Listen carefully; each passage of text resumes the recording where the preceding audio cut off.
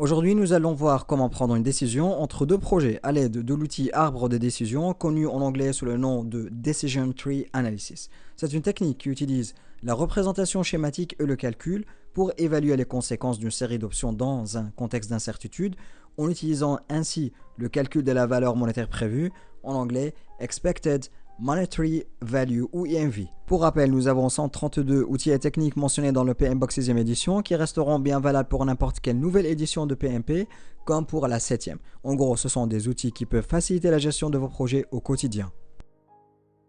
L'outil numéro 5 dans la catégorie technique d'analyse des données, pour ceux qui n'ont pas vu encore les autres outils, vous pouvez cliquer sur le lien qui va apparaître ou le lien dans la description de cette vidéo. Cet outil est utilisé dans la gestion des risques.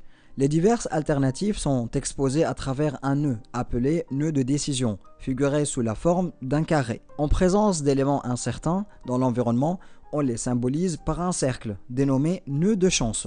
Quant au triangle situé à l'extrémité des branches, il représente le point final de la branche et fournit la valeur du chemin net.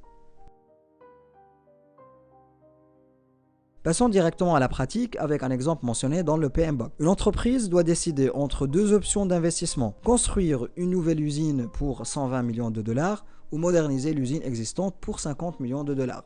Cette décision est influencée par l'incertitude de la demande représentée comme un nœud de chance dans l'arbre de décision qu'on va la voir en détail juste après. Commençons par créer cet arbre de décision. La première partie s'agit de définir la décision entre, on a dit, construire une nouvelle usine ou moderniser une usine existante. Notre nœud de décision ici contiendra deux branches, l'une pour la construction d'une nouvelle usine avec un investissement de 200 millions de dollars, l'autre branche sera pour moderniser une usine avec un investissement de 50 millions de dollars. Ensuite, pour chaque décision, la demande incertaine est représentée par un nœud de chance en forme de cercle, on a dit. Par exemple, une forte demande génère 200 millions de dollars de recettes avec la nouvelle usine contre 90 millions pour une faible demande. Ces chiffres sont des probabilités sont obtenues grâce à des outils de simulation tels que Monte Carlo. Je vais vous détailler cet outil dans d'autres cours. Supposons que nous disposons de 120 millions de dollars pour l'usine modernisée et pour une faible demande, nous aurons 60 millions. Nous allons maintenant calculer la valeur nette pour chaque option ou nœud de chance. L'extrémité de chaque branche représente la valeur nette des bénéfices moins les coûts d'investissement. Ainsi, pour la première option, soustrayons les 200 millions des 120 qui est le montant d'investissement, obtenant ainsi une valeur nette de 80 millions. Procédons de la même manière pour la faible demande, soustrayant les 90 millions des 120 millions, résultant en une valeur nette négative cette fois de moins 30 millions. Effectuons le même calcul pour la modernisation de l'usine en soustrayant les 120 millions des 50 millions qui est le montant d'investissement, obtenant ainsi 70 millions pour la forte demande. Pour une faible demande, soustrayant les 60 millions des 50 millions d'investissement, on obtient 10 millions. Passons maintenant au calcul de la valeur monétaire prévue, le EMV ou EMV.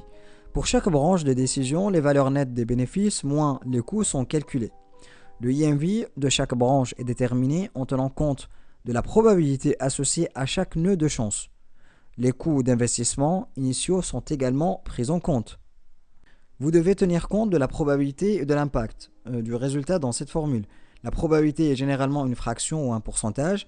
Ici, on a 60% par exemple pour la forte demande et 40% pour la faible demande, tandis que l'impact est généralement une valeur monétaire positive ou négative, comme on avait vu quand on a obtenu les moins 30 millions. Si un scénario présente plusieurs résultats potentiels comme le nôtre, vous devez calculer le EMV pour chaque résultat potentiel et les additionner pour obtenir le EMV global.